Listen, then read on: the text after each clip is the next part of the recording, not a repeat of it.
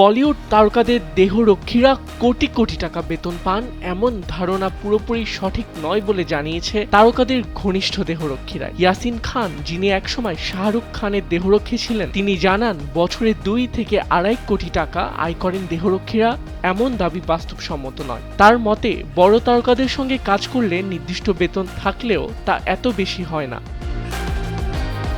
ইয়াসিন আরও বলেন, আগে দেহরক্ষীদের আলাদা পারিশ্রমিকের প্রচলনই ছিল না।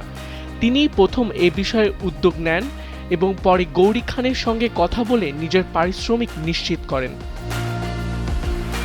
অন্যদিকে আলিয়া ভাটের দেহরক্ষী ইউসুফ ইব্রাহিম জানান, সাধারণত মাসে 25,000 থেকে 1 লাখ টাকার মধ্যেই তাদের বেতন সীমাবদ্ধ থাকে। তবে সালমান খানের দেহরক্ষী সেরা নিজস্ব ব্যবসা থাকায় ব্যতিক্রম হিসেবে কোটি টাকার মালিক হয়েছেন।